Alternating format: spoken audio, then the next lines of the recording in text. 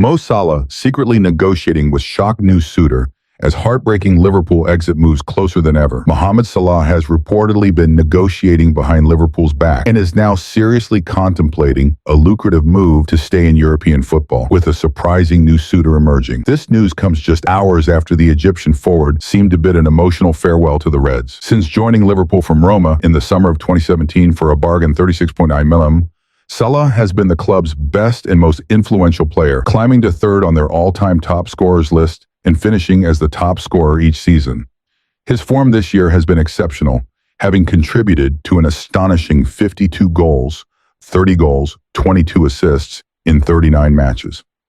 This form has played a key role in Liverpool's 13-point lead at the top of the Premier League, and with a Champions League last 16 clash against PSG and the Carabao Cup final against Newcastle still to come, the Reds could be heading toward their greatest ever season. However, with Salah's contract, as well as those of his teammates Trent Alexander-Arnold and Virgil van Dijk, set to expire at the end of the season, Liverpool faces the looming threat of losing three of their most influential players on free transfers. While losing all three would be a huge blow, it is Salah's potential departure that is causing the most concern among fans. According to a report from El Nacional, Salah has been secretly negotiating with Italian giants Inter Milan, who have recently emerged as strong contenders to sign him for next season. The report suggests that Salah's entourage has already started exploring alternatives without waiting for an offer from Liverpool. Sources claim that the player has had discussions with several European clubs, with Inter Milan showing the most interest. The Italian club is reportedly eager to capitalize on the opportunity to sign one of the world's top players for free and is quietly working behind the scenes to secure a deal. While staying in the Premier League is not completely ruled out if the right offer comes, Inter Milan is currently seen as the most likely destination should Salah decide to leave Anfield. What's clear is that Salah has not been waiting for Liverpool to make a move and has already begun talks with other clubs. His departure now seems more probable than ever. While there has been no official agreement between Salah and any club, it is understood that the player's priority is still to negotiate a new contract at Liverpool. However, with time running out and no new deal in sight, it is no surprise that reports are surfacing about his agent speaking with potential suitors. There remains strong interest from Saudi Arabia in Salah, though it is still uncertain whether Inter Milan is actively pursuing the player. The news of a potential move to Serie A comes just hours after Salah appeared to signal the end of his time at Anfield. In an emotional interview with former Liverpool winger Steve McManaman, Salah reflected on his time at the club, admitting he had given his all to both the team and the city of Liverpool. "I want the fans to remember that I gave it all to the fans. I gave it all to the city. I was here. I wasn't lazy. I just enjoyed my football and gave it my all," Salah told TNT Sports. "I think that's what the city is about. They give you love and you have a connection with them because you give your all. I just want them to remember that I was here for 8 years and I gave it all." When asked about his future and whether there had been any progress on a new deal, Salah replied, in a very polite way, "No." These comments echo what Arne Slot said earlier this week about Salah's incredible form potentially exceeding the pay scale of Liverpool's ownership, FSG. In the meantime, Liverpool has begun looking into potential replacements for Salah should the worst happen.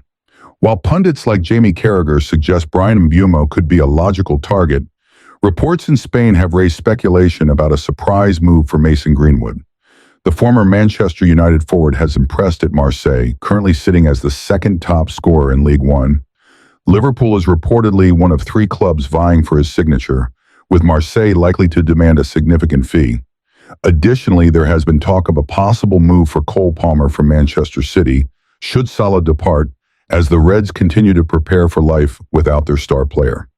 In other news, Liverpool appears to be making progress on securing one of the biggest signings of the summer, with a former coach revealing that a key target is ready to take the next step and will be joining Liverpool this summer. Virgil van Dijk has responded to recent criticism of Darwin Nunez by Liverpool head coach Arne Slot, offering his thoughts on the striker's role and the Premier League title race.